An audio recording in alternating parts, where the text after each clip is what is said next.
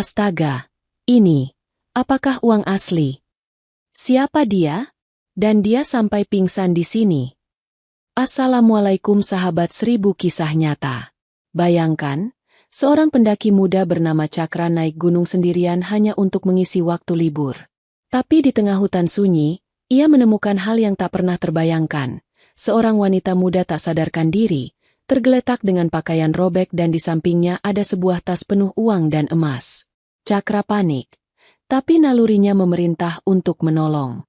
Ia tak tahu bahwa keputusan sederhana malam itu akan menyeretnya ke dalam misteri besar tentang harta, pengkhianatan, dan kebenaran yang mengubah hidup banyak orang.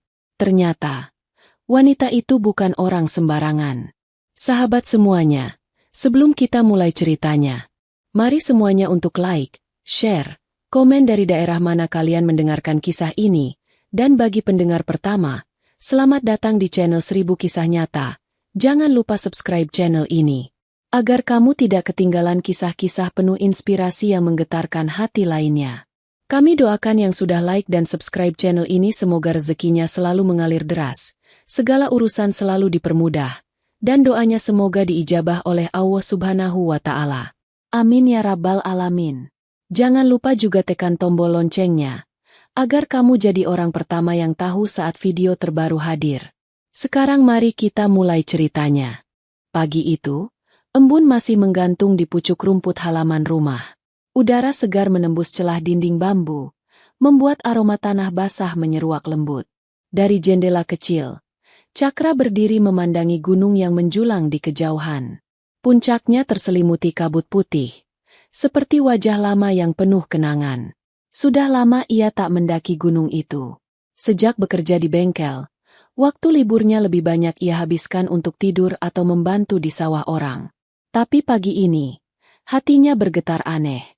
Ada dorongan yang membuatnya ingin naik lagi. Entah kenapa, ia menatap jam dinding tua yang berdetak lambat, lalu menatap secangkir kopi hitam di meja. Gunung itu, gumamnya pelan. Sudah lama aku tidak naik ke sana. Ia duduk, meneguk kopinya. Rasa pahitnya menenangkan, tapi pikirannya terus melayang. Mungkin karena sudah terlalu lama ia tak merasakan sunyi. Mungkin karena pekerjaannya di bengkel terlalu bising, terlalu penuh keluhan pelanggan, terlalu ramai dengan suara mesin dan panas oli. Ia ingin kembali mendengar suara hutan, angin, dan langkah kakinya sendiri. Sudahlah, katanya lagi, berdiri dan mengambil ransel lusuh yang tergantung di paku dinding. Sekali-sekali ke atas lagi, siapa tahu hatiku jadi enteng. Cakra mengeluarkan peralatan seadanya. Jaket, air minum, nasi bungkus dari warung, senter kecil, kain hangat, minyak kayu putih, dan perban. Tak banyak. Ia bukan pendaki profesional, hanya anak desa yang terbiasa naik turun lereng sejak kecil. Setelah semuanya siap, ia menutup rumah dan menggembok pintu bambu yang mulai rapuh di pinggirnya. Di jalan desa yang masih basah, ia menuntun motor tuanya keluar gang. Mesin motor itu batuk 3 kali sebelum menyala, lalu meraung pelan, seperti kelinci tua yang masih setia. Beberapa tetangga melambai sambil tersenyum. Mau ke bengkel, Cakra? Tanya Pak Darto yang sedang menyapu halaman. Enggak, Pak. Mau ke gunung. Sekadar jalan. Sendirian. Iya. Cuma rindu aja. Pak Darto tertawa kecil. Hati-hati, Nak. Sekarang sering banyak pendaki dari kota. Kadang mereka seenaknya. Cakra tersenyum. Tenang, Pak. Saya ambil jalur lama. Jalur yang dulu ayah suka lewati. Ia melaju pelan, melewati sawah yang mulai menghijau, suara burung-burung, dan aroma jerami yang mengering di pinggir jalan. Beberapa anak kecil melambaikan tangan sambil berteriak. Bang Cakra mau naik gunung. Bawa kami, Bang. Cakra tertawa dan hanya melambaikan tangan. Suara tawa anak-anak itu menambah hangat pagi yang cerah. Sekitar 30 menit kemudian, ia sampai di gerbang pos pendakian utama. Tempat itu ramai sekali. Deretan warung, tenda-tenda kecil, dan para pendaki muda dengan tas besar di punggung. Ada yang sibuk foto-foto, ada yang bercanda, ada juga yang berdebat soal rute. Cakra turun dari motor, berdiri sebentar, lalu menghela napas. Ramai sekali. Rasanya bukan seperti dulu lagi. Ia memandangi jalur utama yang terbentang dari pos ke arah hutan. Tapi matanya kemudian beralih ke jalan tanah kecil di sebelah kanan. Jalur itu sepi, hampir tak terlihat, tertutup semak dan akar. Jalur yang hanya dikenali oleh orang-orang desa. Jalur yang dulu sering ia lalui bersama ayahnya ketika mencari kayu bakar. Kayaknya lewat situ aja. Gumamnya. Masih hafal kok. Tanpa berpikir panjang, Cakra menyalakan motor lagi, memutar setang, dan menuju jalan kecil itu. Jalanan sempit, kadang menurun tajam, tapi ia sudah hafal tikungan-tikungannya. Di kiri kanan hanya ada hutan dan suara jangkrik. Tak ada pendaki lain. Tak ada suara manusia. Begini baru enak, katanya pelan. Senyum kecil muncul di wajahnya. Beberapa menit kemudian, ia berhenti di bawah pohon randu besar. Di situ, dulu ayahnya biasa beristirahat sambil menyalakan rokok linting. Kenangan itu membuat hatinya sedikit hangat. Ia menurunkan ransel, mematikan mesin, lalu menatap jalur setapak yang menanjak perlahan ke arah puncak. Jalan itu masih sama, becek, sempit, dan sepi. Tapi justru itu yang membuatnya rindu. Cakra menarik napas dalam-dalam. Udara hutan yang lembab terasa segar. Ia mulai berjalan pelan. Setiap langkahnya menimbulkan bunyi ranting kecil yang patah. Daun-daun kering menghampar di tanah, menciptakan aroma khas yang membuatnya tenang. Ia tidak buru-buru. Tidak ada target waktu. Ia hanya ingin menikmati perjalanan. Namun, baru sekitar setengah jam berjalan, sesuatu membuat langkahnya terhenti. Di antara pepohonan, sekitar 5 meter di depan, ia melihat sesuatu tergeletak di tanah. Selembar kain berwarna putih, tampak mencolok di antara daun-daun coklat. Ia memicingkan mata, memastikan itu bukan kantong plastik. Tapi kain itu besar, dan bentuknya seperti menutupi sesuatu. Hatinya berdegup. Ia memperlambat langkah, menyipitkan mata. Apa itu? Gumamnya pelan. Ia mendekat pelan-pelan. Waspada. Hutan tiba-tiba terasa sunyi. Hanya ada suara angin menyentuh daun. Saat jarak tinggal 2 langkah, ia berhenti lagi. Bibirnya kering. Itu bukan kain. Itu dress. Dan yang mengenakannya, seorang wanita. Tubuh wanita itu terbaring miring di tanah. Wajahnya tertutup rambut panjang yang kusut. Dressnya robek di bagian bawah. Penuh tanah. Tangannya dingin dan kaku. Tapi dadanya masih naik turun pelan. Cakra terpaku. Napasnya seperti terhenti. Tuhan, bisiknya. Dia hidup atau... Ia berjongkok, menempelkan telapak tangan ke bawah hidung wanita itu. Ada napas. Lemah sekali. Tapi ada. Cakra menatap sekitar, memastikan tidak ada orang lain. Lalu matanya menangkap sesuatu di sebelah tubuh wanita itu. Sebuah tas besar terbuka. Dan di dalamnya, tumpukan uang tunai dan beberapa batang emas berkilau. Cakra terbelalak. Astaga, ini uang asli. Tangannya gemetar ketika ia menyentuh salah satu lembaran di tanah. Kertas itu tebal, berbau khas uang baru. Ia mundur 2 langkah. Jantungnya berdegup semakin keras. Siapa kau, Mbak? Katanya pelan. Dan kenapa ada di sini? Begini. Ia menatap wajah wanita itu lagi. Kotor. Tapi di balik lelahnya ada kecantikan yang menenangkan. Seperti seseorang yang datang dari tempat jauh dan menyimpan banyak rahasia. Tiba-tiba wanita itu mengerang pelan. Bibirnya bergerak. Cakra mendekatkan telinga. Menahan napas. Tolong, aku dikejar. Setelah itu, tubuhnya lemas lagi. Cakra terdiam. Ia menatap wajah itu lama, lalu menatap tas berisi uang dan emas. Ia tahu, semua ini bisa saja membawa masalah besar. Tapi meninggalkan wanita ini di sini, lebih kejam lagi.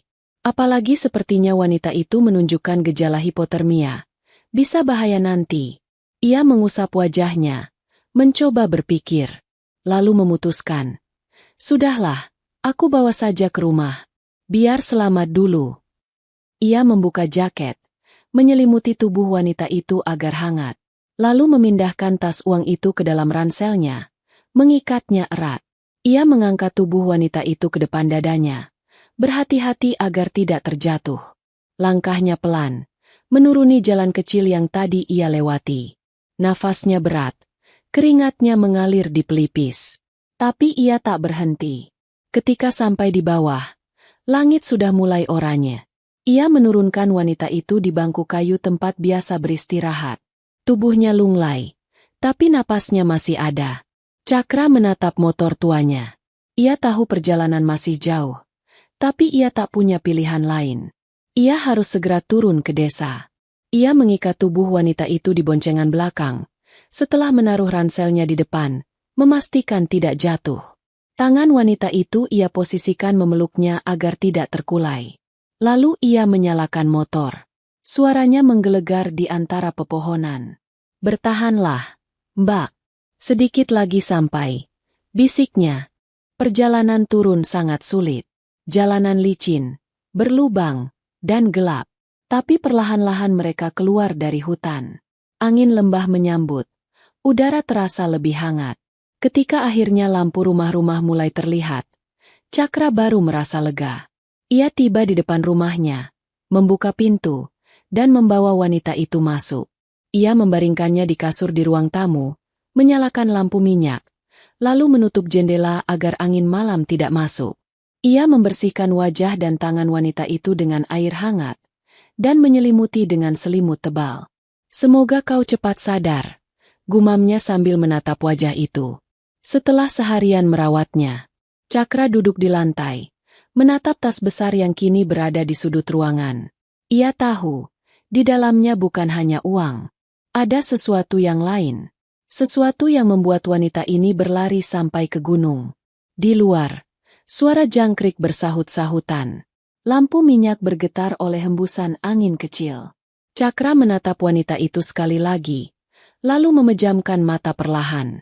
Tapi sebelum benar-benar tertidur, kata-kata wanita itu kembali bergema di kepalanya. "Tolong aku dikejar." Dan malam pun berlalu dalam keheningan yang ganjil, menyisakan tanya di dalam hati seorang pemuda desa yang sederhana, tentang siapa sebenarnya wanita itu, dan rahasia apa yang sedang ia bawa ke dalam rumahnya. Pagi menyapa dengan lembut. Sinar matahari menembus celah jendela bambu dan menyentuh wajah wanita yang masih terbaring di kasur ruang tamu rumah Cakra. Suara ayam berkokok bersahutan dari kejauhan. Aroma tanah basah dan kayu bakar memenuhi udara, berpadu dengan bau teh hangat yang baru saja diseduh di dapur kecil di sudut rumah. Cakra berdiri di depan kompor, mengenakan kaos abu-abu dan sarung yang dililit asal-asalan. Ia menatap panci kecil di atas api. Bubur sederhana hampir matang.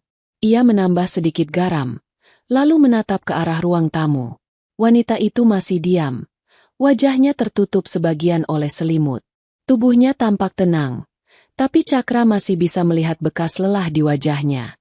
Ia berjalan pelan mendekat, memeriksa suhu tubuhnya dengan punggung tangan. Nafasnya juga sudah teratur. "Syukurlah," gumamnya pelan. Ia mengambil air hangat di ember kecil dan kain bersih, lalu mengelap peluh di kening wanita itu. Saat tangannya menyentuh dahi, kelopak mata wanita itu bergerak pelan. Kali, dua kali, hingga perlahan terbuka. Cakra menahan napas. Mata itu indah, besar, lembut, tapi kini penuh kebingungan. Pandangannya liar, menatap sekeliling ruangan yang asing baginya. Dinding papan kayu, rak buku sederhana, dan seorang pria asing yang berdiri di sampingnya. Wanita itu refleks menyingkap selimut, duduk tegak. "Di mana ini?" Suaranya serak, pelan tapi tegang. Cakra melangkah mundur sedikit agar ia tak merasa takut. "Kau di rumahku. Aku menemuk." "Rumahmu?" Potongnya cepat. "Bagaimana aku bisa di sini?" "Aku menemukanmu di jalur lama. Di lereng gunung," jawab Cakra tenang. "Kau pingsan." "Hampir saja." "Tasku," serunya tiba-tiba, menatap ke sekeliling. "Tasku di mana?" "Apa kau tak membawa tasku sekalian?" katanya kesal. Belum sempat Cakra menjawab, gadis itu menatap tajam. Hah, sia-sia saja kalau tas itu tertinggal. Kau ini.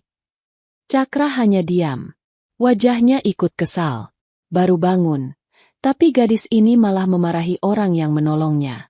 Tanpa bicara, Cakra berdiri dan berjalan menuju lorong rumahnya. Hei, kau mau kemana? Kau tak tahu betapa berharganya isi tas itu untukku. Hei, teriak gadis itu. Tak lama kemudian, Cakra kembali sambil membawa tas besar berwarna hitam yang dimaksud. Ia menyerahkannya begitu saja. Gadis itu tampak malu. Maaf, dan terima kasih. Cakra yang sudah terlanjur kesal hanya menjawab pendek. Ia berbalik, kembali ke dapur. Gadis itu masih memeluk tas besar itu. Ia membuka resletingnya, memeriksa isinya dengan tangan gemetar. Uang masih utuh. Emas masih ada. Ia menghembuskan napas lega, lalu menunduk. Baru kali ini ia sadar bahwa suaranya tadi terlalu keras.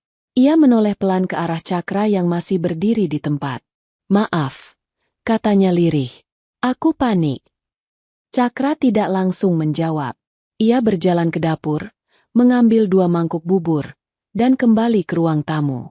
Ia menaruh satu di meja kecil, lalu duduk di kursi rotan. Makan dulu. Kau belum makan sejak semalam. Wanita itu menatap bubur itu ragu. Kau yang buat. Kalau bukan aku, siapa lagi? Cakra menjawab datar, tanpa senyum. Keheningan menyelimuti mereka beberapa saat. Hanya suara sendok beradu dengan mangkuk yang terdengar pelan. Wanita itu makan perlahan, seolah takut melanggar kesunyian. Sesekali matanya melirik ke arah Cakra, lalu menunduk lagi. Dengan nada ragu, gadis itu memulai percakapan. Apa waktu aku datang ke sini, ada yang melihatmu membawaku? Cakra menatapnya singkat. Tidak. Gadis itu menarik napas lega. Ah, syukurlah. Hening kembali. Gadis itu berkata pelan. Namaku Anissa. Terima kasih sudah menolongku. Kalau namamu? Cakra. Jawabnya singkat. Masih kesal. Anissa menatapnya. Maaf, Cakra. Tadi aku malah bersikap seperti itu. Padahal kau sudah membantuku. Aku hanya takut. Sebelum Anissa selesai bicara, Cakra memotong. Takut kalau aku mengambil uangmu itu, ya? Anissa menggeleng cepat. Bukan. Aku hanya takut kalau bukti yang selama ini sudah kukumpulkan malah hilang. Cakra terkejut. Bukti? Bukti apa yang kau maksud? Namun Anissa malah gemetar. Melihat reaksi itu, Cakra menatapnya dengan dahi berkerut. Kau bilang semalam kau dikejar. Siapa yang mengejarmu? Anissa terdiam. Matanya menatap lantai, seperti sedang menimbang apakah harus jujur atau tidak. Tidak usah takut, lanjut Cakra. Aku cuma ingin tahu. Kalau ada bahaya, aku harus tahu dari mana datangnya. Anissa menatapnya sebentar, lalu berkata pelan. Aku tidak bisa cerita sekarang. Tapi percayalah, kau tidak boleh membiarkan siapapun tahu aku di sini. Termasuk kepala desa. Termasuk siapapun.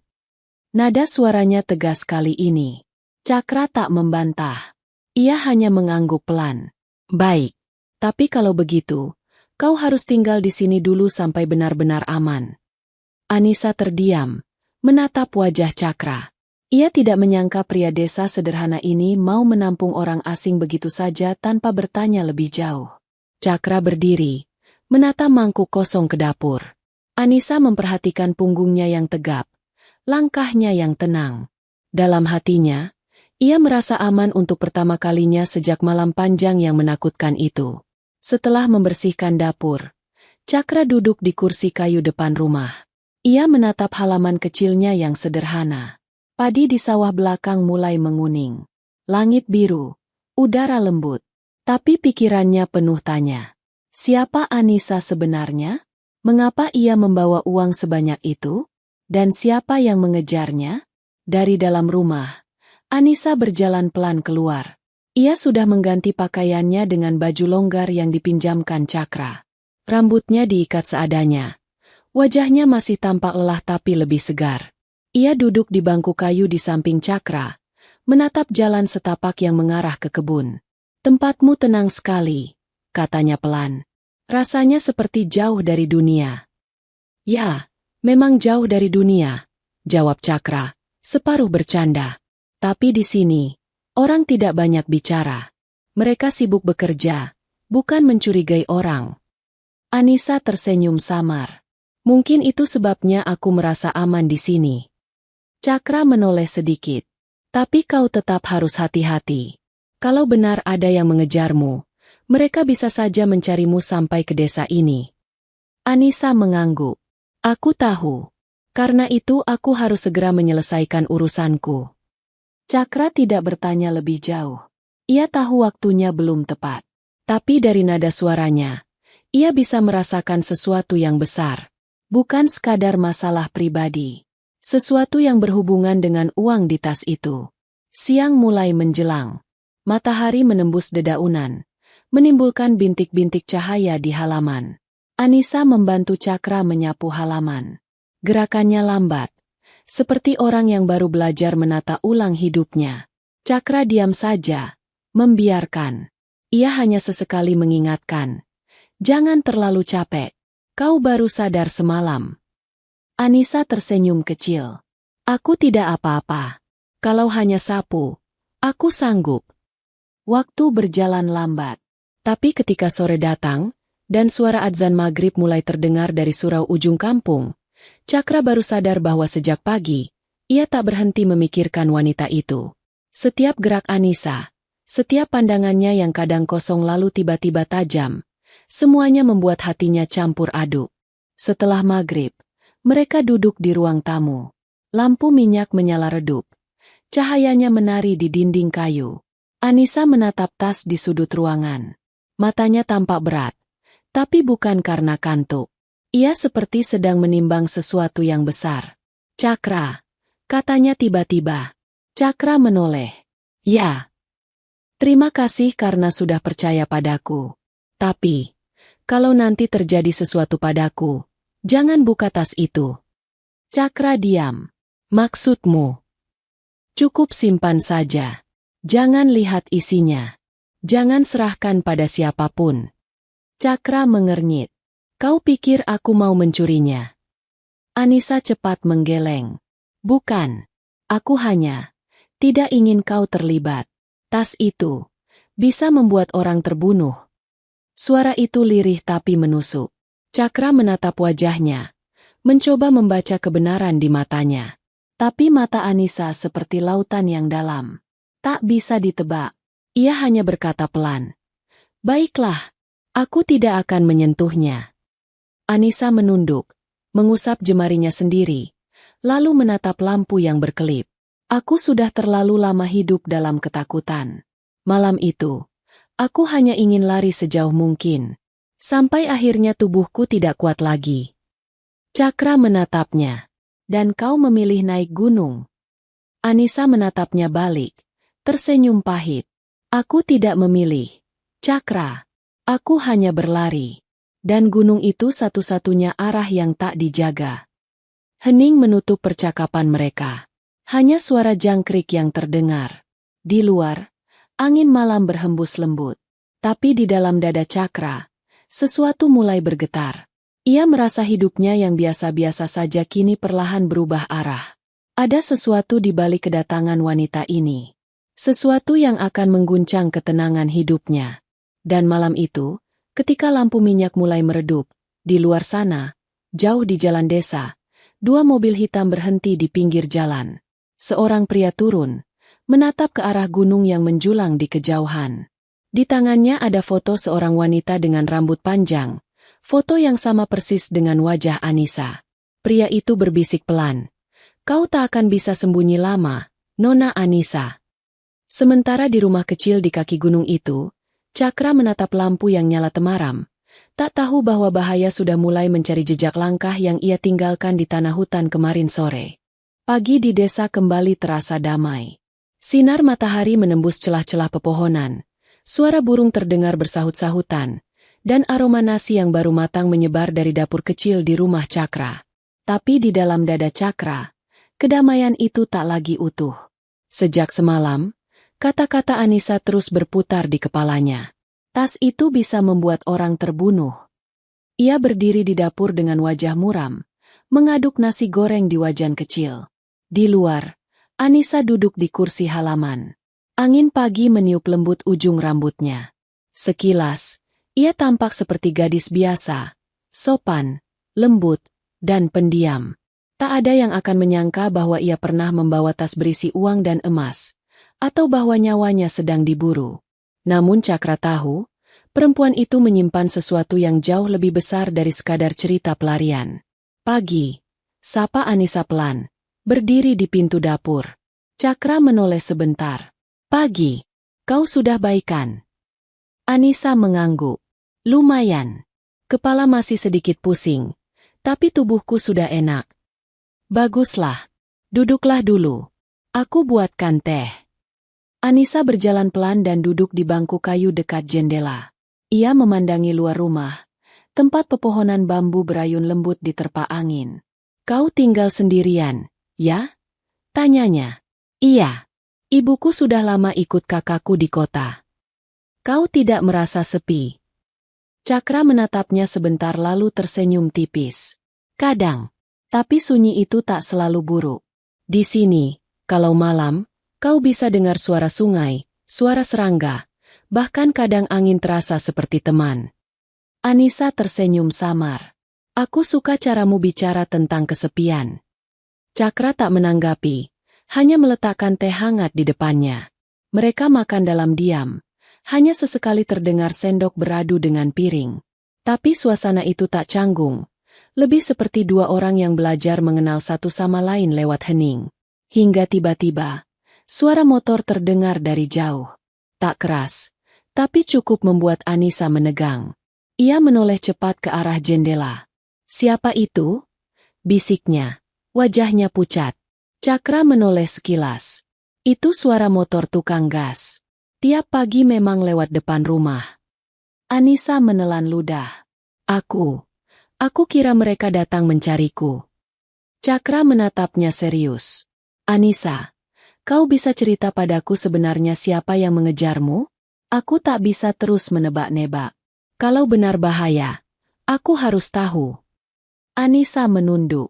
Suaranya nyaris tak terdengar. Aku belum bisa, Cakra. Tapi aku janji. Nanti aku akan jelaskan semuanya. Cakra terdiam, lalu menghela napas. Baik, tapi selama kau di sini, anggap rumah ini rumahmu. Asal kau jangan sembunyikan hal penting yang bisa bikin kita berdua dalam bahaya. Anissa menatap wajahnya yang tenang itu, lalu mengangguk pelan. Aku mengerti. Aku tidak akan melibatkanmu lebih jauh. Siang mulai meninggi. Udara mulai panas. Cakra pergi ke kebun belakang untuk mengambil singkong, sementara Anissa duduk di beranda, menatap pepohonan di kejauhan. Dari tempat itu, ia bisa melihat sedikit punggung gunung yang kemarin menjadi tempat pertemuannya dengan Cakra. Sekilas, bayangan malam itu muncul lagi di benaknya. Suara langkah orang mengejarnya, teriakan keras, dan dentuman pintu mobil saat ia melarikan diri membawa tas itu. Dadanya terasa sesak. Ia menatap tangannya sendiri, gemetar tanpa sebab. Beberapa jam kemudian, Cakra kembali dengan peluh di dahi. Ia menaruh keranjang berisi singkong di dapur. Kau melamun dari tadi, katanya sambil menuang air ke gelas. Masih takut? Anissa tersenyum lemah. Mungkin masih syok. Rasanya seperti mimpi. 2 hari lalu aku hampir mati. Cakra duduk di kursi depan. Aku masih belum bisa percaya. Bagaimana bisa kau terdampar di jalur yang jarang dilewati orang? Anissa menatap tanah. Aku hanya berlari ke arah yang kupikir aman. Aku tak tahu kemana harus pergi. Aku hanya ingin menjauh.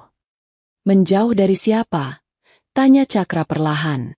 Anissa membuka mulutnya, tapi belum sempat menjawab. Terdengar suara ketukan pelan di pintu depan. Mereka berdua sontak saling pandang.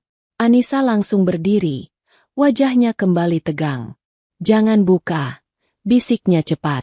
Cakra menatapnya lekat-lekat. Tenang dulu. Ia berjalan ke pintu, mengintip lewat celah kayu.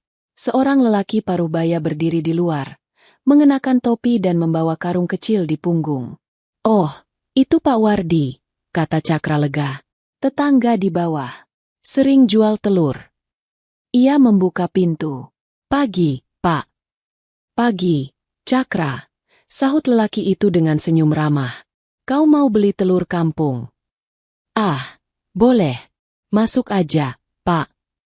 Pak Wardi melangkah ke teras. Matanya sempat melirik sekilas ke dalam rumah. Itu siapa? Adikmu ya?" Cakra sedikit gugup, tapi berusaha tenang. "Teman dari kota. Sedang berkunjung." Pak Wardi mengangguk santai. "Oh, baguslah. Jarang-jarang rumahmu ada tamu." Ia tertawa kecil tanpa curiga. Setelah menaruh telur dan menerima uang, ia berpamitan. "Kalau butuh sayur, panggil aja ya." "Siap, Pak." Begitu pintu tertutup, Anissa langsung duduk di kursi, menatap lantai dengan wajah tegang. "Kau takut sekali sampai ke orang desa pun kau curigai?" tanya Cakra pelan. "Bukan begitu," jawab Anissa cepat. "Tapi mereka bisa saja berpura-pura. Aku tidak tahu siapa yang bisa dipercaya sekarang." "Kalau begitu, percaya padaku saja," ucap Cakra mantap. Anissa terdiam lama. Matanya bergetar, seperti menahan air mata. "Aku ingin percaya, Cakra. Tapi semua orang yang pernah kuceritakan kebenaran, justru berakhir buruk." Suara itu membuat dada Cakra terasa berat. Ia tak bertanya lagi. Ia hanya menatapnya penuh pengertian. Dalam hatinya, ia mulai sadar bahwa wanita ini bukan sekadar korban pelarian. Ada sesuatu yang jauh lebih besar menimpa dirinya. Menjelang sore, Cakra keluar untuk menimba air di sumur belakang. Tapi dari kejauhan, ia melihat sesuatu yang membuat langkahnya berhenti. Di antara batang pisang, ada bekas jejak ban mobil. Tidak dalam, tapi jelas bukan dari warga sekitar. Jalan itu bukan jalur umum. Tak mungkin ada mobil lewat tanpa tujuan. Ia menatap jejak itu lama. Debunya masih lembab. Tanda baru saja. Hatinya mulai gelisah. Ia cepat-cepat kembali ke rumah. "Anissa," panggilnya begitu masuk. Anissa berdiri dari tempat duduknya, terkejut melihat wajah Cakra yang berubah tegang. "Kenapa?" Cakra menarik napas. Di belakang rumah ada bekas ban mobil. Bukan mobil milik warga desa. Wajah Anissa langsung pucat. "Mereka," suaranya bergetar. "Mereka sudah sampai sini." Cakra mendekat. "Siapa mereka, Anissa? Katakan sekarang sebelum terlambat." Anissa menggigit bibirnya. Air matanya menetes tanpa ia sadari. "Mereka orang-orang suruhan ibu tiriku. Aku kabur dari rumah. Dan mereka takkan berhenti sampai aku ditemukan." Cakra terdiam, seakan baru saja mendengar sesuatu yang jauh lebih serius dari yang ia bayangkan. "Ibu tirimu?" Anissa mengangguk. "Dia ingin menguasai semua harta peninggalan ayahku. Tas itu, bukan uangku. Itu uang perusahaan ayah. Uang itu disembunyikan untuk membuktikan korupsi yang dia lakukan. Aku bawa semua sebagai bukti. Tapi malam itu dia tahu. Aku diculik. Mereka berniat menghilangkanku. Tapi aku berhasil kabur. Aku tak tahu harus kemana. Sampai akhirnya aku sampai ke gunung itu." Suaranya pecah. Tubuhnya gemetar. "Aku hanya ingin menyelamatkan nama ayahku." Cakra menatapnya dalam diam. Napasnya terasa berat.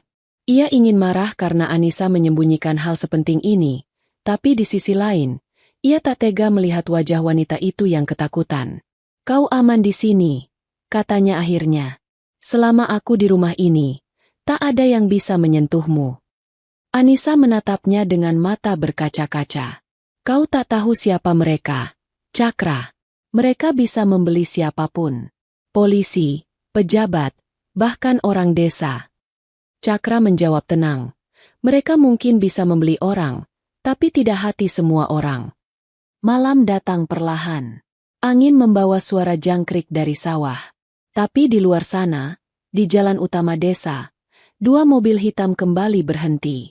Lampunya dimatikan. Seorang pria turun, berbicara lewat radio di tangannya. Target dipastikan masih di area sini. Terus cari rumah sekitar. Sementara itu, di dalam rumah sederhana di ujung desa, Cakra duduk di kursi dengan pandangan tajam ke arah jendela. Ia sudah menyiapkan parang kecil di dekat pintu, dan di luar, seekor anjing peliharaannya duduk diam di depan halaman. Matanya menatap gelap yang kian pekat.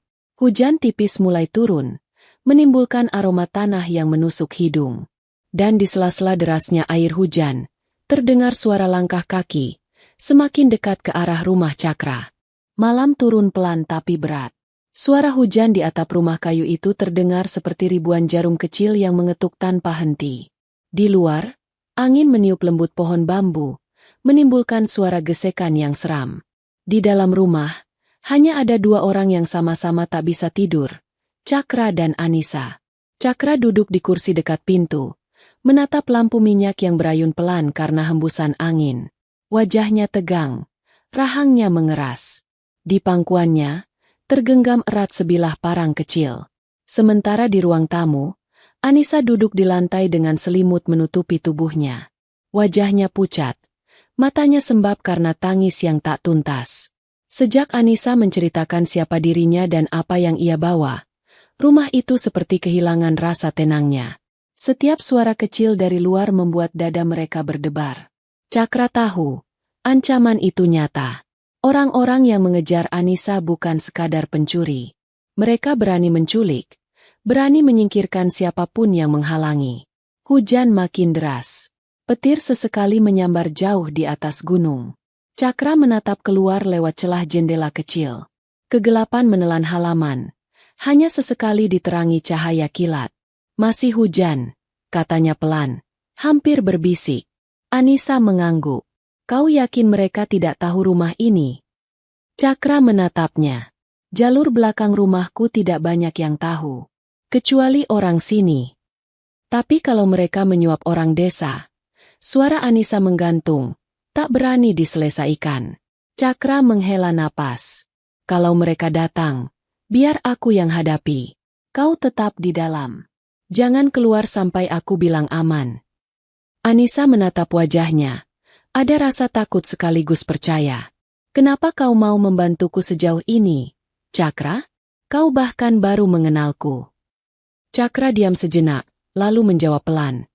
Karena kau orang yang minta tolong, dan aku bukan orang yang bisa membiarkan seseorang dikejar tanpa alasan. Anissa menunduk. Air matanya jatuh begitu saja. Ia ingin bicara sesuatu, tapi suara di luar menghentikan napasnya. 2 kali, 3 kali, terdengar suara langkah kaki menjejak tanah becek di halaman. Lalu suara kayu berderit, seperti seseorang menyentuh pagar bambu di depan rumah. Cakra langsung berdiri. Parang di tangannya terangkat setengah.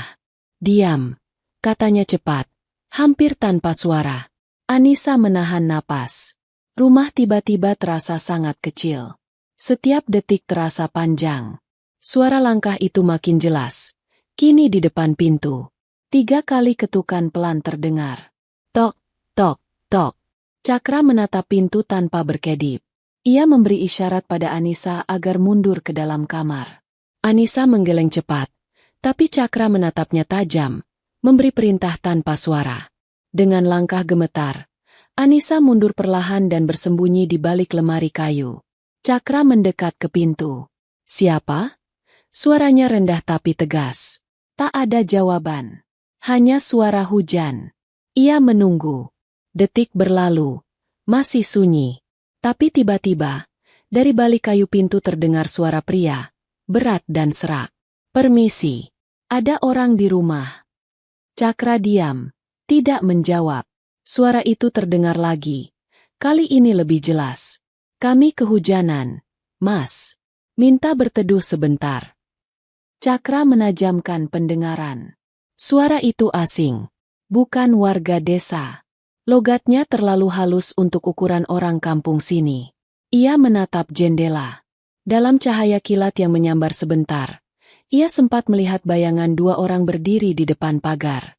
Satu memegang senter kecil, satu lagi memakai jaket hitam panjang. Cakra memutar otaknya cepat. Kalau mereka benar orang suruhan ibu tiri Anissa, membuka pintu sama saja bunuh diri. Tapi jika tidak dibuka, mereka bisa curiga. Ia mengambil keputusan. Maaf, katanya keras. Rumahku kecil. Tak ada tempat berteduh. Kalian bisa ke rumah Pak Wardi di bawah sana, 100 meter dari sini. Hening sejenak. Lalu suara itu menjawab pelan, tapi tajam. Terima kasih. Tapi kami hanya ingin bertanya. Apa semalam ada yang lewat sini? Seorang wanita. Katanya tersesat di gunung. Darah Cakra seperti berhenti mengalir. Ia tahu, mereka sudah mencium jejaknya. Ia menelan ludah, mencoba bersikap tenang. Aku tidak lihat siapapun. Jalur gunung sekarang jarang dipakai. Mungkin kalian salah tempat. Suara itu tak langsung menjawab. Hanya terdengar langkah mendekat. Kayu lantai berderit di bawah sepatu mereka. Begitu, ya. Suara pria itu perlahan menurun. Tapi aneh. Kami menemukan bekas jejak motor di jalur hutan. Hanya satu orang yang biasanya lewat situ. Namanya Cakra, bukan? Cakra terkejut. Dadanya sesak. Mereka tahu namanya. Ia menggenggam parang makin kuat. Tapi tetap mencoba bicara datar. Ya, itu aku. Tapi aku tidak melihat siapapun. Kalian bisa tanya warga lain. Suara itu berhenti bicara. Lalu ada bunyi kecil seperti besi menabrak kayu. Mungkin gagang pistol. Begini, Mas Cakra, kata pria itu perlahan.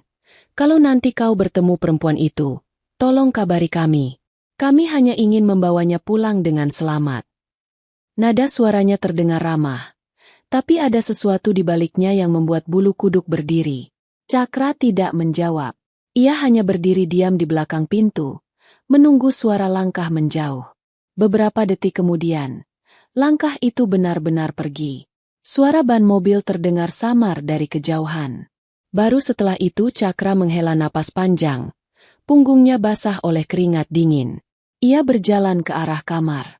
Anissa keluar dari balik lemari dengan wajah pucat. Mereka. Cakra mengangguk pelan. Ya, mereka sudah tahu namaku. Anissa menutup mulutnya, menahan isak. Aku minta maaf, Cakra. Aku sudah menyeretmu ke dalam ini. Cakra menatapnya lama. Sudahlah, sekarang bukan waktunya menyesal. Kita harus cari cara agar mereka tidak kembali. Anissa duduk di tepi kasur. Wajahnya lelah. Mereka tidak akan berhenti. Cakra, kalau mereka tahu aku masih hidup, mereka akan terus mencari. Sampai dapat. Cakra menatap keluar jendela. Hujan belum berhenti. Dalam hati, ia tahu, sebentar lagi semuanya akan makin rumit. Malam itu, mereka tak tidur. Cakra duduk di depan jendela, memandangi gelap, sementara Anissa berdoa lirih di dalam kamar. Di luar sana, suara mobil kembali terdengar samar. Tak lama kemudian, lampu menyala sebentar di kejauhan, lalu padam lagi. Hujan belum berhenti, tapi malam semakin sunyi. Dan di bawah langit gelap itu, tak ada yang tahu bahwa di balik kedamaian desa kecil itu, sebuah perburuan baru saja dimulai. Pagi datang dengan wajah suram. Hujan semalam meninggalkan genangan di halaman dan bau tanah basah yang pekat. Langit abu-abu. Matahari belum terlihat. Di udara masih menggantung rasa dingin dan was-was. Cakra belum benar-benar tidur. Ia duduk di kursi bambu dekat jendela, menatap jalan setapak yang kini becek dan penuh lumpur. Matanya merah karena semalaman tak terpejam. Di sudut rumah, Anissa masih berbaring dengan selimut menutupi tubuh. Ia juga tidak bisa tidur, hanya berpura-pura agar pikirannya sedikit tenang. Burung-burung mulai bersuara, tapi suara itu tak mampu menghapus tegang di dada mereka. Cakra berdiri, melangkah ke dapur, dan menyalakan kompor minyak. Api menyala kecil, memantulkan cahaya kekuningan di dinding. Ia menanak nasi dan menyiapkan teh hangat. Suara sendok beradu dengan gelas menjadi satu-satunya bunyi yang menembus sunyi pagi. Ketika aroma teh memenuhi ruangan, Anissa bangun pelan. Rambutnya berantakan, matanya sembab. Ia berjalan ke dapur dengan langkah ragu. Kau belum tidur sama sekali? Tanyanya pelan. Cakra menggeleng. Tak bisa. Setiap suara di luar seperti langkah kaki. Anissa duduk di kursi kayu. Tangannya memegang gelas teh hangat yang disodorkan Cakra. Aku berhutang nyawa padamu, ucapnya lirih. Andai aku tidak kau temukan, mungkin aku sudah mati. Cakra menatapnya sebentar, lalu menunduk. Sudahlah, yang penting kau masih hidup. Tapi kau tahu, Cakra, lanjutnya pelan. Mereka pasti akan datang lagi. Dan kali ini, mereka tidak hanya akan bertanya. Aku tahu, sahut Cakra cepat. Karena itu aku ingin kau ceritakan semuanya. Dari awal. Siapa mereka? Siapa ibu tiri yang kau maksud? Dan kenapa mereka bisa sekejam itu? Anissa menatap api kecil di kompor. Diam beberapa detik. Ayahku pengusaha. Ia memiliki beberapa perusahaan besar. Tapi sejak ia menikah lagi, keadaan berubah. Ibu tiriku, kelihatannya baik. Tapi diam-diam, ia bersama seseorang dari dalam perusahaan mencuri dana besar-besaran. Saat ayah tahu, ia berniat melaporkan. Namun sebelum sempat melapor, ayah meninggal secara misterius. Polisi bilang serangan jantung. Tapi aku tahu, itu bukan. Suaranya bergetar. Aku menemukan catatan keuangan ayah dan dokumen penting yang menunjukkan bahwa ibu tiriku dan rekan bisnisnya menggelapkan uang. Aku simpan dokumen itu dalam tas. Tapi malam sebelum aku kabur, mereka datang. Aku mendengar mereka bicara bahwa aku harus dihilangkan sebelum aku buka mulut ke media. Aku tak punya waktu. Aku bawa tas itu dan lari. Cakra mendengarkan dalam diam. Tangannya terkepal di atas meja. Dan orang-orang tadi malam itu suruhannya. Anissa mengangguk. Mereka bukan sembarang orang. Mereka dibayar mahal untuk mencariku. Kalau mereka menemukan kita, mereka tak akan ragu. Ia tak melanjutkan. Cakra menatap tajam ke arah pintu. Berarti kita tak bisa hanya bersembunyi. Maksudmu? Kita harus buat mereka tak yakin bahwa kau ada di sini. Kita harus buat seolah-olah aku memang tak tahu apa-apa. Anissa menatapnya dengan cemas. Itu berbahaya, Cakra. Cakra tersenyum samar. Yang berbahaya adalah diam saja sementara mereka mengitari rumah. Percayalah, aku tak akan membiarkan siapapun menyentuhmu. Suasana hening sejenak. Hanya terdengar suara air mendidih di panci kecil. Lalu tiba-tiba terdengar suara motor berhenti di depan rumah. Cakra spontan berdiri, menatap jendela. Anissa ikut memegang dadanya. Napasnya cepat. Dari celah tirai, Cakra melihat dua pria turun dari motor. Mereka mengenakan jaket hitam. Wajahnya asing. Salah satu memegang amplop coklat. Satu lagi menenteng ponsel. Duduk di kamar. Bisik Cakra. Anissa menatapnya takut. Cakra. Pergi, tegasnya. Anissa cepat-cepat berlari ke kamar belakang dan menutup pintu pelan. Cakra menghapus sisa gugup di wajahnya. Lalu berjalan ke depan dan membuka pintu. Pagi, Mas. Sapa salah satu pria dengan senyum tipis. Kami dari pihak keamanan perusahaan Andalas Group. Kami sedang mencari seseorang yang hilang. Namanya Nona Anissa. Cakra berpura-pura bingung. Anissa? Siapa itu? Pria itu mengeluarkan foto dari amplop dan memperlihatkan. Ini fotonya. Terakhir terlihat di kawasan gunung 2 hari lalu. Cakra menatap sekilas. Lalu menggeleng. Aku memang sering lewat jalur itu. Tapi tak pernah lihat siapapun. Apalagi perempuan berpakaian seperti itu.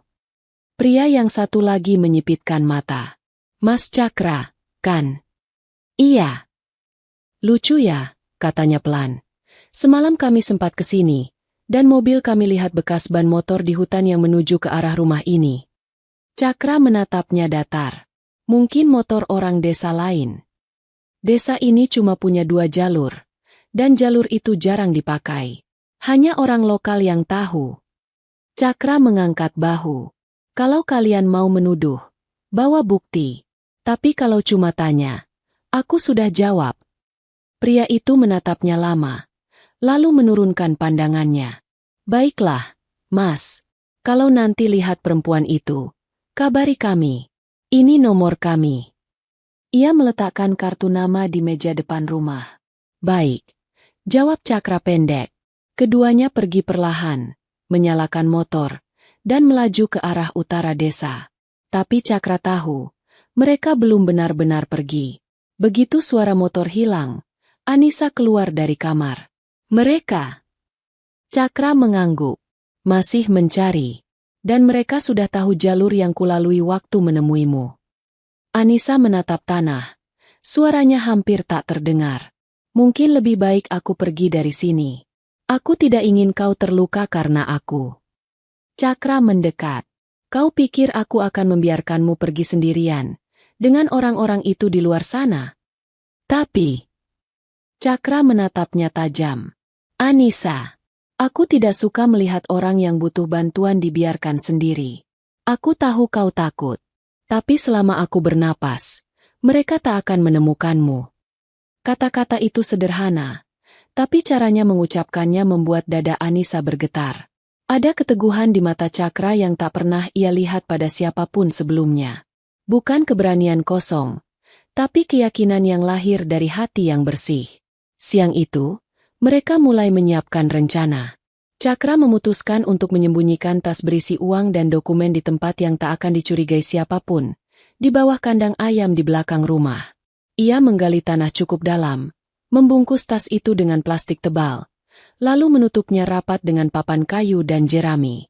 Kalau mereka masuk rumah, mereka tidak akan curiga di sini, katanya. Anissa membantu memindahkan jerami. Tangannya gemetar. Aku takut kalau mereka tahu. Mereka tidak akan tahu, jawab Cakra mantap. Menjelang sore, langit kembali gelap. Angin berhembus dingin dari arah gunung. Cakra berdiri di depan rumah, menatap jalan tanah yang basah. Ia tahu hari ini baru permulaan.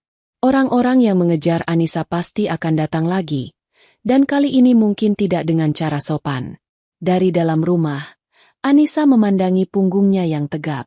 Ada rasa haru sekaligus cemas. Cakra. Panggilnya pelan. Cakra menoleh. HM. Kalau sesuatu terjadi, aku ingin kau tahu, aku percaya padamu. Cakra menatapnya lama, lalu mengangguk. Tak akan ada yang terjadi. Percayalah, Allah masih bersama kita. Dan di saat itu juga, dari jauh di balik pepohonan, 3 sosok pria lain sedang memandangi rumah kecil itu dari kejauhan. Salah satunya memegang teropong, satu lagi berbicara lewat alat komunikasi. Suara berat dari radio terdengar lirih. Target dipastikan bersembunyi di rumah kayu di ujung selatan desa. Jangan bergerak dulu. Tunggu perintah dari atas. Angin sore membawa aroma bahaya yang tak terlihat. Dan rumah kecil Cakra kini menjadi pusat perhatian orang-orang yang tak mengenal ampun. Senja merayap perlahan. Langit di atas desa berubah jingga kemerahan. Tapi suasana di rumah kecil Cakra justru semakin menegang. Burung-burung kembali ke sarang. Anak-anak desa memanggil kambing peliharaan. Dan suara adzan maghrib terdengar dari surau. Namun bagi Cakra dan Anissa, sore itu bukan tentang waktu ibadah atau ketenangan. Itu tentang bagaimana bertahan hidup sampai malam. Cakra duduk di kursi depan rumah sambil menatap jalan tanah yang mulai gelap.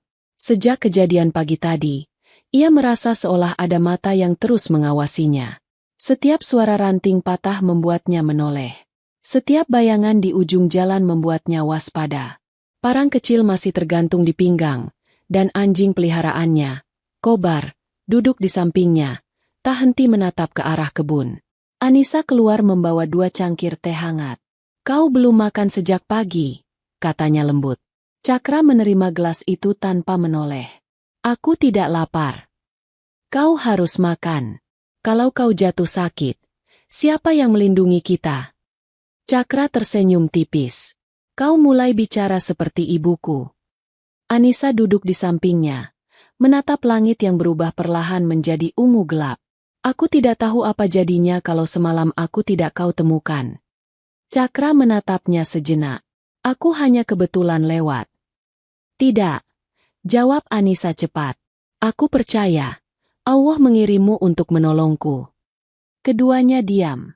Hanya suara serangga malam yang terdengar dari sawah belakang.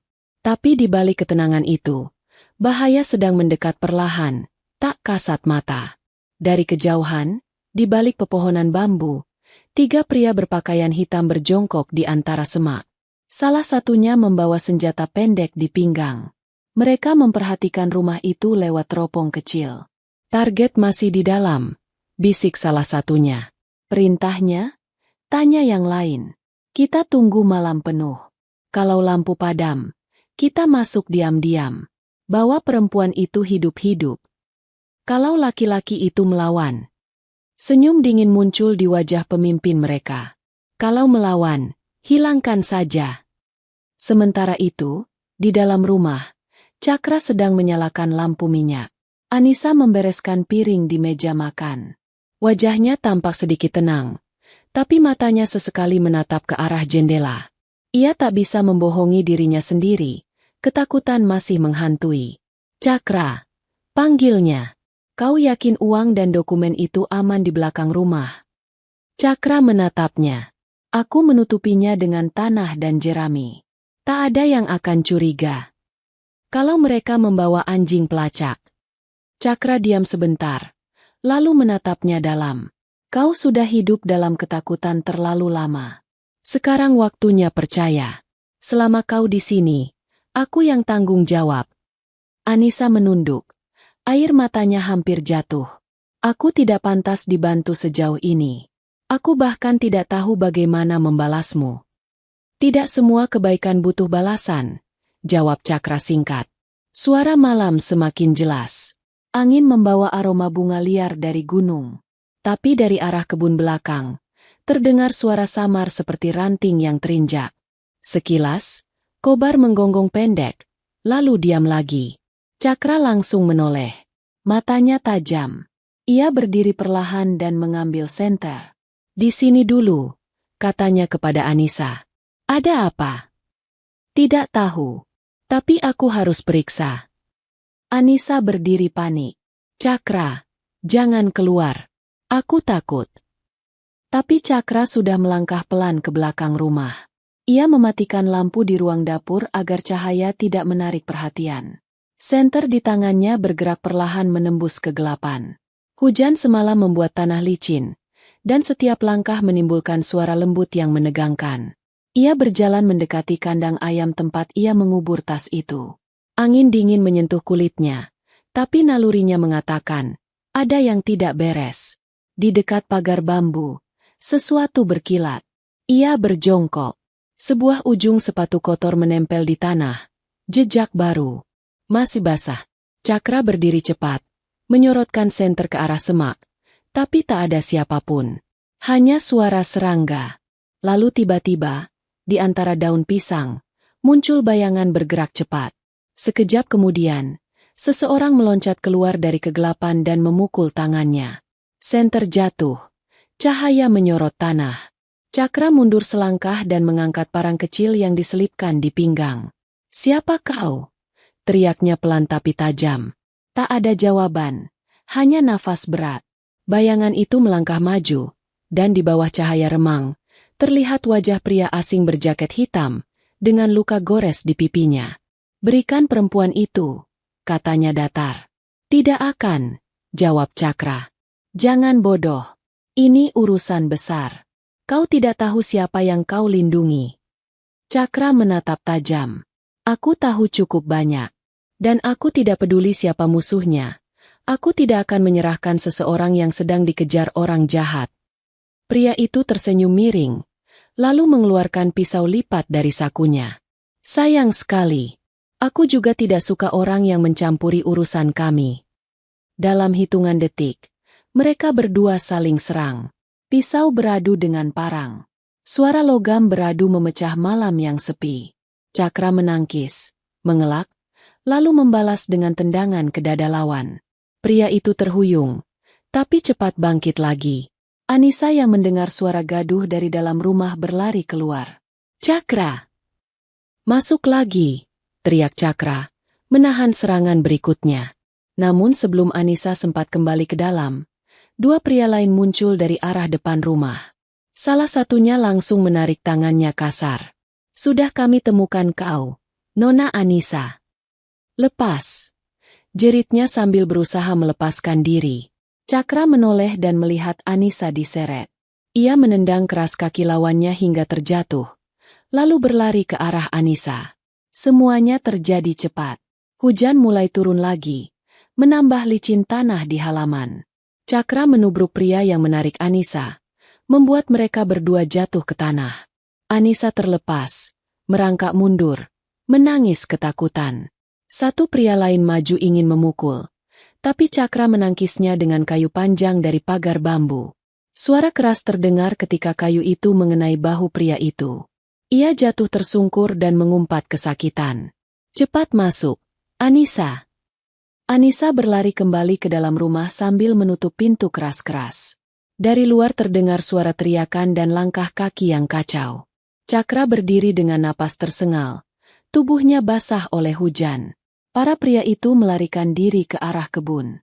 Suara mesin motor terdengar beberapa detik kemudian, menjauh ke arah jalan besar. Ia berdiri di tengah halaman, menggenggam kayu yang kini patah di ujungnya. Air hujan menetes dari rambut ke wajahnya. Hatinya berdebar kencang, tapi ia masih berdiri tegak. Dari balik jendela, Anissa menatapnya dengan mata berlinang. Cakra berjalan pelan masuk ke rumah. Wajahnya penuh lumpur, bajunya sobek di bahu, tapi matanya tetap tenang. "Mereka sudah pergi," katanya pendek. Anissa memegang tangannya, gemetar. "Kau terluka. Cuma lecet. Kenapa kau begitu bodoh, melawan mereka sendirian?" Cakra tersenyum lelah. "Kalau aku tidak bodoh, kau sudah mereka bawa pergi." Anissa menatapnya lama, lalu menunduk dan menangis dalam diam. Cakra hanya berdiri di sana, diam, menatap lampu minyak yang berkedip lemah. Ia tahu perkelahian itu baru awal. Setelah malam ini, mereka pasti akan datang lagi, lebih banyak, lebih siap. Tapi di dalam hatinya, ada satu hal yang kini tak bisa padam, tekad untuk melindungi wanita itu, apapun taruhannya. Dan di luar sana, di bawah pohon besar dekat jalan desa, seorang pria dengan wajah dingin menatap rumah Cakra dari kejauhan. Di tangannya, ponsel berdering pelan. "Dia melawan," katanya ke ujung telepon. Suara di seberang menjawab datar. "Baik, besok malam kita ambil keduanya. Pastikan tak ada yang tersisa." Malam datang seperti bayangan panjang yang tak mau beranjak. Hujan sudah berhenti, tapi udara masih lembab dan berat. Rumah kecil di ujung desa itu tampak tenang dari luar, seolah tak terjadi apapun. Tapi di dalamnya, dua jiwa masih terjaga, terperangkap di antara rasa takut dan harapan. Cakra duduk di lantai ruang tamu, menempelkan kain basah di luka di lengannya. Darah sudah berhenti, tapi rasa perihnya belum hilang. Di depan kompor kecil, Anissa memanaskan air jahe. Bau jahe hangat mengisi ruangan, tapi ketegangan tak ikut reda. "Biar aku yang obati," kata Anissa pelan, mendekat sambil membawa kain bersih. Cakra menolak halus. "Tidak usah, hanya luka kecil." Anissa menatap tangannya. "Kalau bukan karena kau, aku sudah dibawa pergi malam ini." Cakra diam, menunduk. "Aku hanya melakukan yang bisa kulakukan. Bahkan saat itu bisa membuatmu mati." Cakra menatapnya tenang. "Aku lebih takut kalau harus melihat orang jahat menang daripada mati." Anissa terdiam. Ia menunduk, menahan air mata. "Kenapa dunia selalu jahat pada orang baik?" gumamnya lirih. "Tidak, dunia tidak jahat," jawab Cakra pelan. "Hanya banyak orang yang lupa jadi manusia." Beberapa detik mereka diam. Hanya suara panci di atas kompor yang meletup pelan. Di luar, angin berembus membawa aroma tanah basah. Anissa duduk di seberang Cakra. "Cakra, apa kau tidak pernah menyesal menolongku?" Cakra menatap wajahnya yang letih tapi kuat. "Menyesal? Tapi aku berharap kau percaya padaku sepenuhnya. Kalau kau ingin aku bantu, Jangan ada yang kau sembunyikan lagi. Anissa menggigit bibir, lalu mengangguk. Baik, aku akan jujur. Ia mengambil napas panjang, lalu berkata, tas yang kubawa bukan hanya berisi uang dan emas. Ada satu flash disk di dalamnya. Itu berisi semua bukti tentang korupsi dan pembunuhan yang dilakukan ibu tiriku dan rekan-rekannya. Aku menyimpan salinannya di sana. Cakra menatapnya serius. Dan mereka tahu. Ya, karena itulah aku diburu. Mereka pikir aku hanya kabur dengan uang, padahal yang paling mereka takutkan adalah bukti itu. Cakra mengusap wajahnya. Jadi selama ini kau membawa bukti yang bisa menghancurkan mereka. Benar. Kalau begitu, tujuan mereka bukan hanya mencarimu. Mereka ingin memastikan bukti itu lenyap bersama kau. Anissa menunduk. Aku tahu. Karena itu aku harus segera ke kota. Ada orang yang bisa menolong, tapi aku belum sempat menemuinya. Cakra menggeleng. Tidak mungkin sekarang. Mereka pasti berjaga di jalan utama. Aku bisa lewat jalur gunung. Jalur lama yang kau tahu. Cakra menatapnya tajam. Itu gila. Mereka bisa saja menunggu di sana juga. Lalu kita mau sampai kapan bersembunyi? Anissa menatapnya dengan mata berkaca-kaca. Aku tak bisa terus membuatmu dalam bahaya. Aku harus selesaikan ini. Cakra terdiam lama. Ia menatap api di lampu minyak yang bergetar pelan. Lalu akhirnya berkata, kalau kau memang harus ke kota, aku akan antar. Tapi bukan malam ini. Kalau begitu kapan? Besok subuh. Saat mereka belum bangun. Kita ambil jalur belakang menuju hutan. Lalu lewat sungai kecil di bawah kaki gunung. Dari sana, aku tahu jalan setapak menuju jalan besar. Anissa menatapnya, sedikit terkejut. Kau benar-benar mau ikut? Cakra tersenyum kecil. Aku tidak bisa biarkan orang yang kubantu mati di tengah jalan. Malam semakin larut. Cakra memastikan semua jendela terkunci dan lampu padam setengah. Mereka berdua duduk di ruang tamu. Diam, hanya mendengar suara jangkrik di luar. Tapi tiba-tiba, anjing peliharaannya, Kobar, menggonggong keras ke arah jendela belakang. Cakra langsung berdiri. Ada apa lagi ini? Ia menatap keluar lewat celah bambu. Di kejauhan, terlihat titik-titik cahaya dari senter, bergerak di antara pepohonan. Mereka, bisik Anissa, wajahnya pucat. Mereka datang lagi. Cakra menelan ludah. Cepat, matikan lampu. Ruangan menjadi gelap total. Anissa bersembunyi di belakang lemari, sementara Cakra mengambil parang dan berdiri di dekat pintu. Napasnya pelan tapi teratur. Suara langkah kaki terdengar dari luar. Makin dekat, makin jelas. Lalu bisikan samar terdengar di sela suara hujan yang kembali turun. Rumahnya di depan. Pastikan perempuan itu ada di sini. Cakra menggenggam gagang parang makin erat. Ia menunggu. Tapi sebelum mereka sempat mendekat, Kobar berlari keluar dan menggonggong keras-keras. Anjing! Teriak salah satu dari luar. Suara tembakan peluru meledak tiba-tiba, keras dan memekakan telinga. Anissa menjerit tertahan dari dalam kamar. Cakra berlari keluar, berusaha mengalihkan perhatian mereka. Ia berteriak keras. Pergi dari sini. Kalian tidak punya urusan di desa ini. Suara langkah-langkah itu mundur sebentar. Tapi kemudian terdengar suara tawa dingin. Berani juga kau, Cakra. Sudah kubilang, jangan campuri urusan yang bukan milikmu. Cakra mengenali suara itu. Pria berjaket hitam yang kemarin ia lawan di belakang rumah. Kau masih hidup rupanya, kata Cakra dingin. Tentu saja. Dan malam ini, aku tak datang sendiri.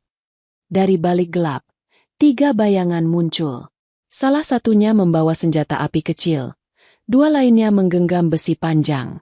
Cakra tahu, kali ini ia tak bisa mengandalkan keberuntungan. Anissa menatap dari jendela. Tubuhnya gemetar. Cakra, jangan keluar. Tapi Cakra justru maju. Kalau aku tak keluar, mereka akan masuk. Ia mengambil langkah pelan ke tengah halaman yang basah. Hujan kembali turun, menetes di wajahnya. Kau bisa pergi, katanya pada para pria itu. Kau masih bisa pilih jalan yang lebih baik. Pemimpin mereka tertawa kecil. Aku sudah pilih jalan terbaik, yang dibayar paling mahal. Lalu, tanpa peringatan, pria itu menembakkan peluru ke arah Cakra. Suara letusan mengguncang malam. Burung-burung berterbangan dari pohon. Anjing menggonggong keras. Cakra berguling ke tanah. Peluru hanya lewat di atas bahunya. Ia berlari cepat ke arah semak, menghindar di balik dinding kayu. Anissa menutup mulutnya agar tak menjerit. Suara langkah kaki makin mendekat. Hujan deras membuat pandangan kabur. Salah satu pria mencoba mendobrak pintu, tapi kayu tebal menahannya. Cari dia. Jangan biarkan dia kabur, teriak si pemimpin. Cakra memanfaatkan kesempatan saat petir menyambar. Dalam cahaya kilat, ia melihat posisi mereka. Ia melompat keluar, menubruk salah satu pria, menjatuhkannya ke lumpur. Pisau di tangan lawannya terlempar jauh. Ia memukulnya keras di rahang, membuatnya pingsan. Namun dua lainnya menyerang bersamaan. Cakra menangkis. Tapi salah satu berhasil memukul lengannya dengan besi. Rasa sakit menyengat tajam. Anissa dari dalam melihat semuanya. Ia tak tahan lagi. Ia berlari keluar, membawa panci panas dari dapur, dan melemparkannya ke arah pria yang hendak menyerang Cakra. Air panas itu mengenai bahunya, membuat pria itu menjerit dan mundur. Anissa, masuk! Teriak Cakra lagi. Tapi wanita itu malah berlari ke arahnya. Dalam kekacauan itu, pria bersenjata kembali mengangkat pistolnya, membidik mereka berdua. Waktu terasa berhenti sejenak. Cakra menarik Anissa ke bawah, menutupi tubuhnya, dan suara tembakan kembali terdengar.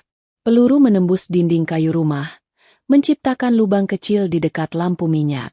Cahaya bergetar, lalu padam. Hujan makin deras, dan ketiganya terjebak dalam gelap. Suara mesin mobil terdengar dari kejauhan, entah bantuan atau musuh baru, mereka tak tahu. Tapi yang jelas, malam itu belum berakhir.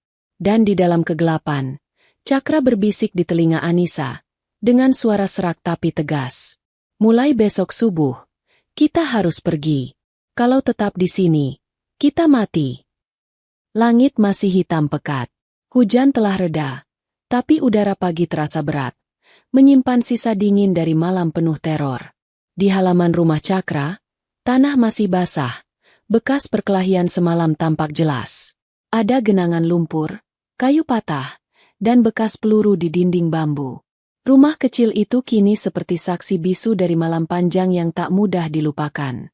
Di dalam rumah, Cakra berdiri di depan jendela sambil menatap keluar. Matanya merah, tubuhnya lelah. Tapi pikirannya tetap tajam. Ia tak punya waktu lagi. Orang-orang itu akan kembali, mungkin dengan jumlah lebih banyak.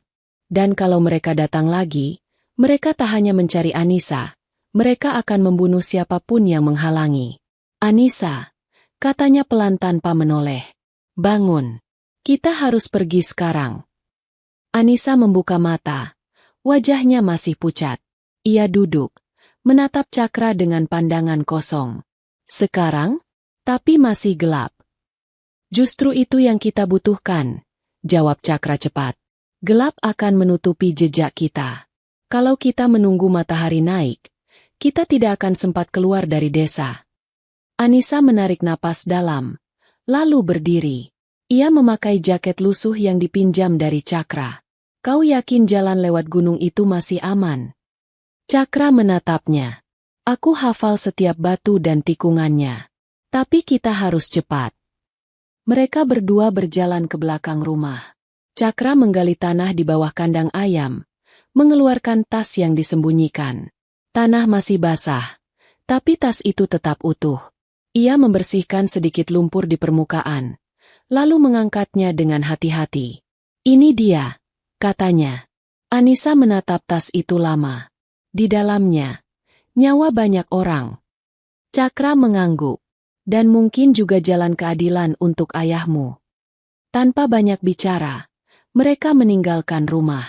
Hanya Kobar yang menatap dari belakang, menggonggong pelan seolah tahu tuannya akan pergi jauh. "Jaga rumah ini, Kobar," kata Cakra lirih. Lalu ia melangkah ke jalan setapak dengan Anissa di belakangnya. Kabut pagi turun pelan dari lereng gunung. Mereka berjalan cepat di antara pepohonan, menyusuri jalur yang hanya dikenal penduduk desa lama. Jalannya sempit, penuh akar dan batu basah. Di tangan Cakra hanya ada senter kecil. Suaranya nyaris tenggelam dalam kabut. "Kalau sampai di sungai kecil, kita belok ke kanan," bisik Cakra. "Dari sana ada jalan pintas ke kota kecil di bawah." Anissa mengangguk tanpa suara. Nafasnya cepat, tapi langkahnya teguh. Sekitar 30 menit berjalan, mereka mulai mendengar suara air sungai dari jauh. Suara itu menenangkan, tapi Cakra justru semakin waspada. Ia tahu, suara air bisa menipu, bisa menutupi suara langkah orang lain. "Berhenti dulu," katanya pelan sambil mengangkat tangan. Anissa menahan napas. Mereka berdiri diam di tengah kabut. Cakra memejamkan mata, mendengarkan. Di sela suara air, ia mendengar sesuatu yang lain. Ranting patah. 2 kali. Dari arah belakang. Mereka diikuti. "Cepat, kita turun ke sungai," bisiknya.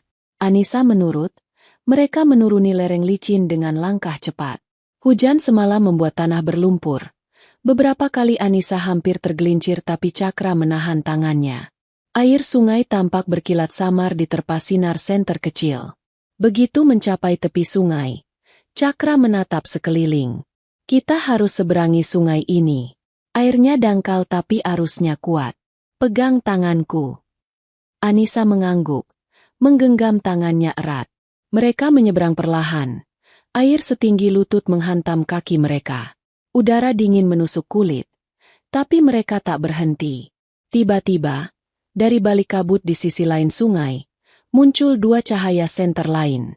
"Cakra," bisik Anissa. Suaranya bergetar. Cakra menatap cepat, lalu mendorong Anissa ke arah tebing kecil di sebelah kiri sungai. Sembunyi di balik batu itu. "Cepat." Ia sendiri berjongkok di balik semak, menunggu. Suara 2 pria terdengar samar. Jejak mereka mengarah ke sini. Sungainya baru dilewati. "Lihat, masih ada air yang berputar. Cepat cari. Kalau ketemu, habisi laki-laki itu." Perempuan bawa hidup-hidup. Cakra merunduk lebih dalam. Ia menggenggam batu besar di tanah.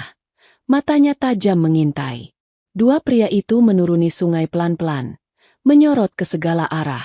Salah satu melangkah terlalu dekat. Dalam sekejap, Cakra melempar batu keras ke arah kepalanya. Suara keras terdengar, dan pria itu jatuh ke air, pingsan.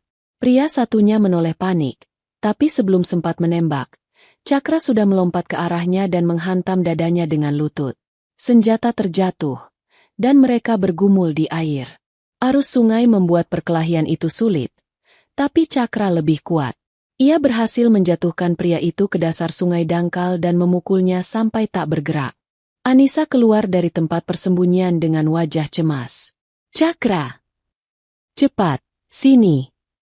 Cakra menarik tangannya. "Kita tak bisa lama-lama. Mereka pasti punya teman lain." Mereka kembali berlari, menyusuri tepi sungai ke arah timur. Kabut semakin tebal, membuat pandangan hanya 2 meter ke depan. Tapi bagi Cakra, itu keuntungan. Ia hafal arah dan tahu jalan ini akan membawa mereka ke desa kecil di bawah. Setelah hampir 1 jam berjalan, mereka tiba di sebuah pondok kosong di pinggir hutan. Atapnya sudah miring, tapi cukup untuk berlindung sementara. Mereka masuk ke dalam, menyalakan api kecil dari ranting kering. Anissa duduk bersandar di dinding, menggigil.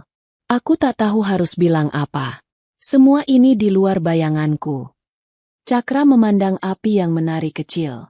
"Jangan banyak bicara dulu. Simpan tenagamu. Begitu terang, kita lanjut." Anissa menatapnya lama. "Kau tidak takut mati, ya?" Cakra tersenyum lemah. "Semua orang takut mati. Tapi kalau takut terus, kita takkan hidup." Ia berdiri, memeriksa sekitar pondok. "Kita aman sebentar di sini.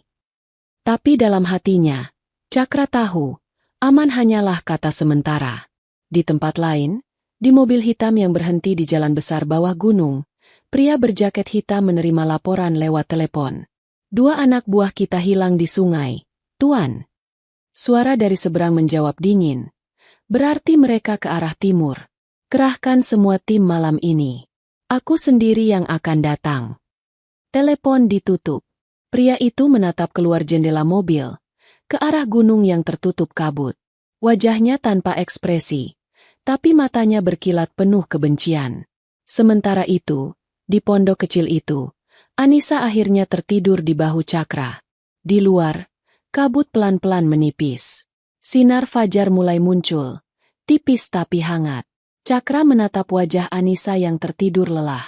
Ia tahu perjalanan mereka belum berakhir. Tapi di dalam dadanya, ada keyakinan yang tumbuh diam-diam, bahwa kebenaran yang mereka bawa, meski diburu dan dikejar, akan menemukan jalannya sendiri. Dan subuh itu, di balik kabut gunung, 2 orang yang terhubung oleh nasib mulai berjalan menuju takdir baru, tanpa tahu bahwa musuh kini hanya sejengkal di belakang mereka. Pagi berubah cepat di lereng gunung itu. Kabut mulai naik ke langit, menyisakan embun di rumput liar dan bau tanah basah yang tajam. Burung-burung kecil beterbangan, tapi suara alam itu tak cukup menenangkan Cakra. Ia berdiri di depan pondok, menatap jalan setapak yang mereka lewati semalam. Jejak kaki masih terlihat samar di tanah lembek, dan itu berarti orang lain bisa menemukannya kapan saja. Di dalam pondok, Anissa mulai terbangun. Ia membuka mata pelan, melihat Cakra sedang menyiapkan ransel kecil. "Sudah pagi?" tanyanya dengan suara serak. Cakra menoleh. "Sudah. Kita harus bergerak sebelum mereka menemukan sisa jejak kita." Anissa duduk, menyentuh pelipisnya yang terasa berat. "Aku masih lelah. Tapi baiklah. Kemana kita sekarang?" "Ke kota kecil di bawah lembah. Dari sana, kita cari tumpangan ke kota besar. Kau bilang ada seseorang yang bisa dipercaya di sana, bukan?" Anissa mengangguk. "Namanya Pak Jendra. Dulu sahabat ayahku. Ia tahu banyak tentang perusahaan kami dan dia satu-satunya yang bisa bantu menyerahkan bukti ini ke pihak berwenang." Cakra menatapnya. "Baik. Tapi untuk sampai ke sana, kita harus lewat jalur utara. Jalur itu jauh, tapi lebih aman. Mereka akan mengira kita turun lewat jalur timur." Anissa menggigit bibirnya. Wajahnya cemas. "Kau yakin?" Cakra menatap mata Anissa mantap. "Aku pernah jadi pemandu untuk pendaki dulu. Aku tahu semua belokan gunung ini. Percayalah padaku." Anissa menunduk, lalu mengangguk pelan. "Aku sudah mempercayaimu sejak malam pertama kau menolongku." Beberapa menit kemudian, mereka mulai berjalan meninggalkan pondok itu. Langkah Cakra mantap, tapi matanya selalu awas. Ia menandai setiap suara yang terdengar dari arah lain. Anissa berjalan di belakang, menunduk, memeluk tasnya erat. Matahari mulai muncul dari balik puncak. Cahaya keemasan menerpa wajah mereka, membuat kabut berubah menjadi garis-garis cahaya indah. Tapi di balik keindahan itu, bahaya terus mengintai. Sekitar 1 jam berjalan, mereka tiba di area batu-batu besar. Cakra berhenti dan menatap ke bawah. Dari kejauhan, terlihat jalan berkelok yang menuju kota kecil di bawah gunung. Asap dari dapur rumah warga tampak tipis seperti benang. "Itu dia," katanya sambil menunjuk. "Kalau kita bisa turun lewat sisi kanan, kita akan sampai sebelum siang." Namun baru beberapa langkah, suara mesin mobil terdengar samar dari arah jalan bawah. Bukan suara warga biasa, karena terlalu banyak kendaraan untuk ukuran desa sekecil itu. Cakra segera menunduk dan menarik Anissa ke balik batu besar. "Diam," bisiknya pelan. Dari balik semak, mereka melihat 3 mobil hitam berhenti di jalan bawah. Beberapa pria turun, membawa alat komunikasi dan senjata kecil. Salah satunya adalah pria berjaket hitam, pemimpin kelompok pengejar. Wajahnya menengadah ke arah lereng gunung, seolah tahu mereka sedang mengintai. "Cari ke atas. Mereka tidak bisa jauh.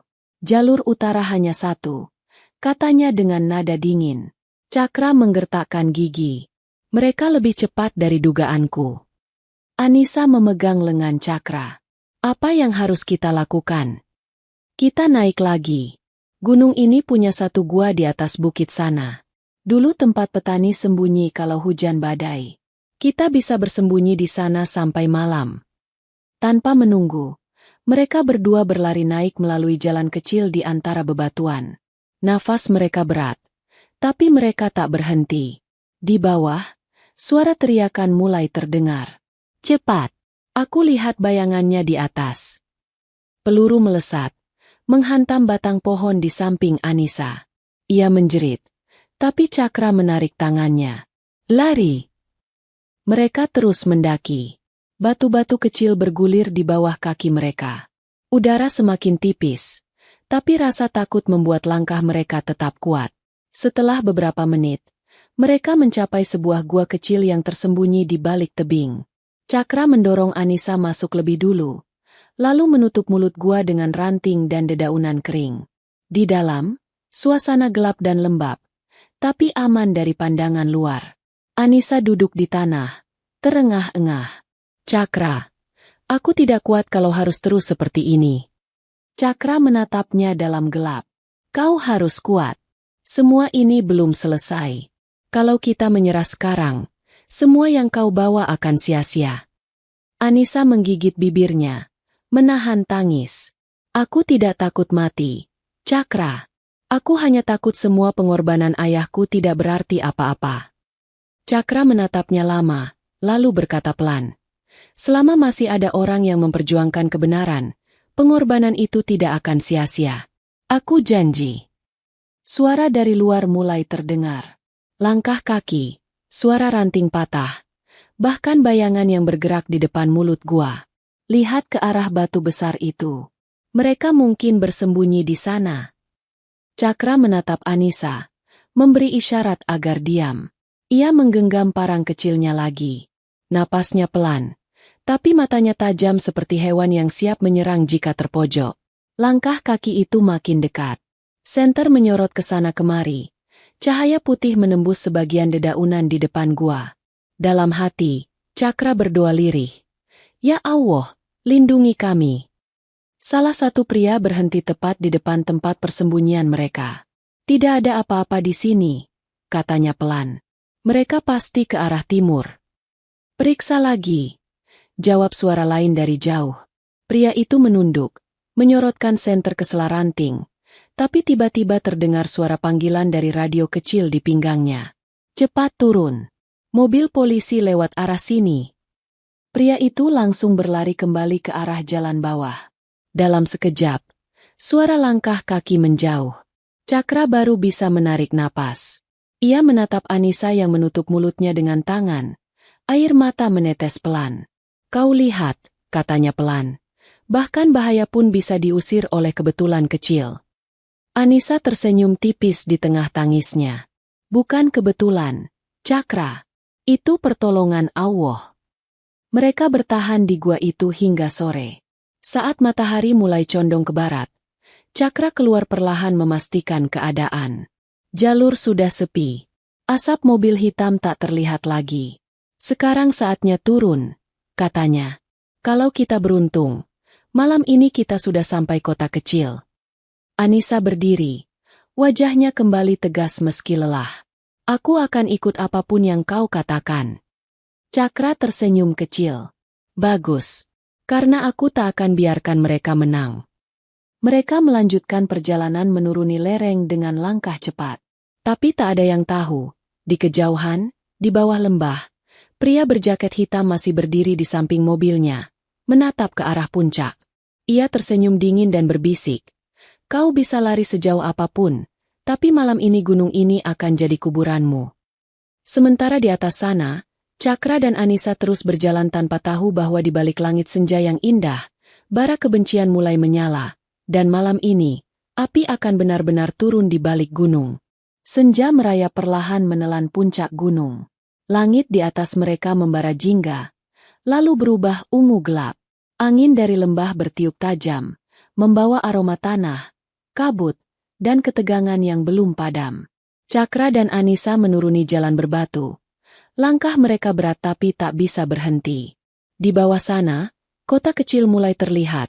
Deretan lampu jalan berkelap-kelip, seolah memberi harapan setelah perjalanan panjang yang penuh darah dan ketakutan. Namun hati Cakra tak tenang. Setiap suara dari semak, setiap bayangan di belakang, membuatnya menoleh. Nalurinya bicara, mereka belum bebas. Cakra, suara Anissa pelan. Berapa jauh lagi? Kurang lebih 1 jam lagi kalau kita tak berhenti. Kalau mereka tahu kita menuju kota? Cakra menatap jalan ke bawah. Mereka sudah tahu. Tapi kali ini, kita yang harus lebih cepat. Mereka menuruni jalur sempit yang menembus hutan pinus. Ranting patah di bawah langkah, dan suara burung malam terdengar samar. Hanya cahaya bulan separuh yang jadi penerang. Sampai di satu tikungan, Cakra berhenti. Ia menunduk, menatap tanah. Lihat ini. Anissa ikut jongkok. Ada bekas ban mobil baru di tanah becek. Mereka lebih dulu sampai di bawah, kata Cakra pelan. Anissa menggigit bibirnya. Lalu bagaimana? Kita tak bisa lewat jalan utama. Kita harus lewat saluran irigasi di sisi barat. Itu lebih jauh, tapi bisa langsung tembus ke belakang kota. Anissa terdiam sejenak, lalu mengangguk. Aku ikut saja. Aku tak mau lagi kehilangan arah. Mereka berjalan cepat menembus semak, mengikuti arah suara air. Jalur itu gelap, licin, dan dingin. Di beberapa tempat, mereka harus merangkak di bawah dahan yang tumbang. Tapi perlahan, suara air mengalir makin jelas. Begitu keluar dari hutan, mereka tiba di tepi parit besar. Airnya mengalir deras, tapi dangkal. Di kejauhan terlihat lampu jalan kota kecil itu. Mereka hampir sampai. Namun saat mereka melangkah menyeberang, suara tembakan memecah udara. Peluru menghantam tanah tepat di depan kaki Cakra. Berhenti! Teriak suara berat dari arah kanan. Mereka berdua menoleh. Dari balik pohon, muncul pria berjaket hitam bersama beberapa anak buahnya. Wajahnya menegang, mata dingin. Kau pikir bisa kabur selamanya? Katanya sinis. Gunung ini milikku malam ini. Cakra berdiri di depan Anissa. Tubuhnya menegak, wajahnya tanpa gentar. Kau terlalu banyak bicara. Pria itu tertawa pelan. Kau hanya pemuda kampung, berani sekali menantang orang seperti aku. Yang kubela bukan harta, tapi nyawa orang jujur. Kau tak akan pernah mengerti. Nyawa orang jujur, pria itu menyeringai. Orang jujur jarang hidup lama, Cakra. Ia menodongkan pistol ke arah mereka. Anissa berteriak kecil, memegang lengan Cakra. Tapi Cakra diam, menatap mata musuhnya lurus-lurus. Kalau kau ingin aku mati, lepaskan dulu perempuan ini. Sayang sekali, bos kami hanya ingin gadis itu hidup-hidup. Tapi kau, ya, kau memang sudah waktunya mati. Pelatuk pistol ditarik. Dalam sepersekian detik, Cakra mendorong Anissa ke tanah dan melompat ke arah lain. Peluru menembus udara, menghantam batu di belakang mereka. Suara letusan menggema ke seluruh lembah. Cakra berguling, mengambil batu besar, dan melemparkannya keras ke arah pria itu. Tepat mengenai pergelangan tangannya. Pistol terlempar jatuh ke tanah. Dalam sekejap, Cakra melompat ke depan dan menghantam dada pria itu dengan bahunya. Mereka berdua terjatuh di tanah becek, bergulat sengit. Anissa berlari ke arah pistol yang terjatuh, tapi dua anak buah pria itu datang menghadang. Salah satu menarik rambutnya kasar. Lepas! Teriak Anissa sambil menendang. Ia meraih tanah dan melempar lumpur ke wajahnya. Pria itu menjerit, dan di saat itulah Anissa berhasil merebut pistol dari tanah. Tangannya gemetar, tapi ia membidik tepat ke arah mereka. Jangan bergerak, suaranya bergetar, tapi matanya tegas. Cakra dan pria berjaket hitam masih bertarung keras di tanah. Pisau kecil di tangan pria itu hampir mengenai dada Cakra, tapi Cakra menahan pergelangan tangannya dengan tenaga penuh. Dalam sekejap, ia membalik tubuh lawan dan menghantamkan kepalanya ke batu di samping. Suara keras terdengar. Pria itu terkapar lemas. Dua anak buah lain langsung melarikan diri ke arah jalan bawah. Cakra berdiri terengah, menatap tubuh lawan yang tak lagi bergerak. Wajahnya penuh lumpur dan darah. Anissa menghampirinya, masih memegang pistol dengan tangan gemetar. Kau tidak apa-apa. Cakra menatapnya, menggeleng pelan. Aku baik, tapi kita harus pergi sekarang sebelum mereka kembali dengan lebih banyak orang. Mereka berlari menuju kota. Langkah mereka cepat, napas mereka berat. Cahaya lampu kota kini hanya sejengkal di depan mata. Begitu melewati pagar bambu terakhir, mereka tiba di jalan aspal. Mobil-mobil kecil melintas. Dunia yang ramai kembali terasa nyata.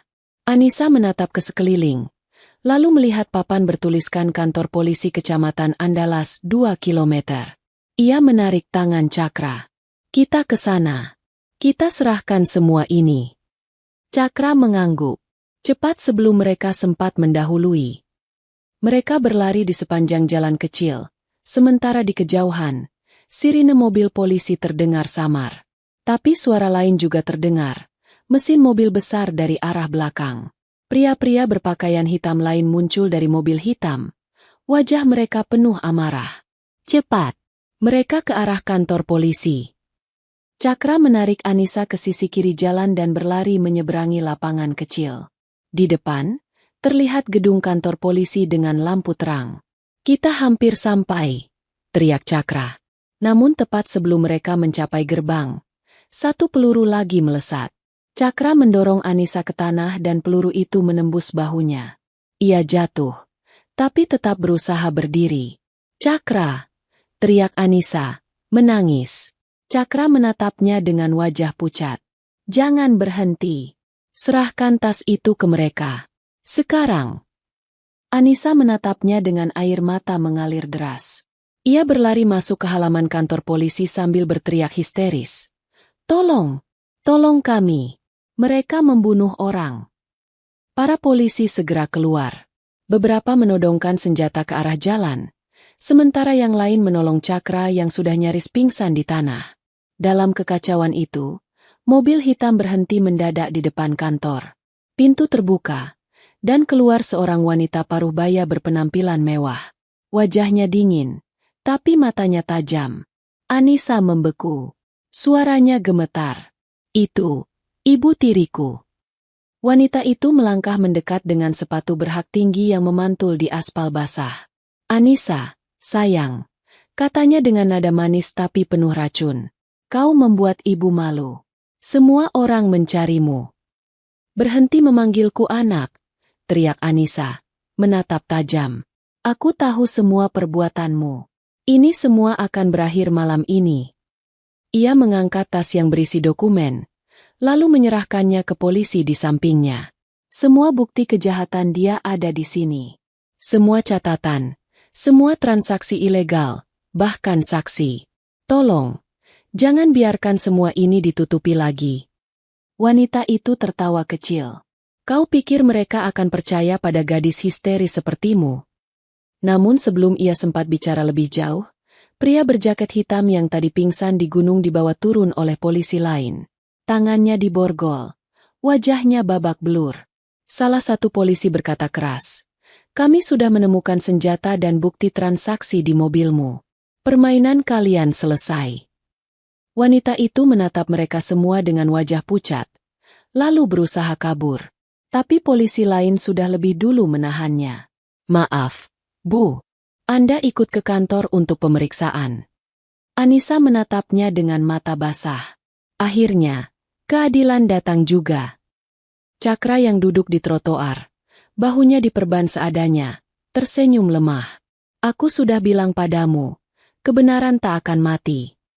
Anissa berlari menghampirinya, berlutut di depannya, memegang tangannya yang lemah. Cakra, bertahanlah. Kau tak boleh pergi. Cakra menatap wajahnya, menahan sakit. Aku tidak akan pergi, sebelum melihatmu aman. Dan malam itu, di bawah langit merah sisa senja, sirine polisi meraung panjang. Orang-orang berkumpul menyaksikan penangkapan besar itu. Sementara di antara kerumunan, Dua sosok duduk berdekatan di tepi jalan, satu dengan luka di bahu, satu dengan mata penuh air mata, tapi keduanya menatap langit yang sama. Cakra berbisik pelan, suaranya hampir tak terdengar. Kadang, Allah tidak mengirim malaikat bersayap, tapi orang biasa untuk menyelamatkan seseorang. Anissa menggenggam tangannya erat, menunduk sambil menangis. Dan aku bersyukur, malaikat itu datang dalam wujudmu, Cakra. Lampu-lampu kota berkelip di sekitar mereka. Dunia kembali tenang. Tapi dalam hati mereka, kenangan di gunung itu akan tinggal selamanya. Kisah tentang keberanian, kejujuran, dan cinta yang lahir di tengah ketakutan. Cerita selesai. Dan begitulah akhir dari perjalanan Cakra dan Anissa. Dari pertemuan tak sengaja di Gunung Sunyi, lahir kisah tentang keberanian, pengorbanan, dan cinta yang tulus. Bahwa pertolongan kecil bisa menjadi jalan besar menuju kebenaran. Sahabat semuanya, ambil hikmahnya. Jangan pernah ragu berbuat baik, karena bisa jadi Allah sedang memakai tanganmu untuk menolong seseorang yang teraniaya.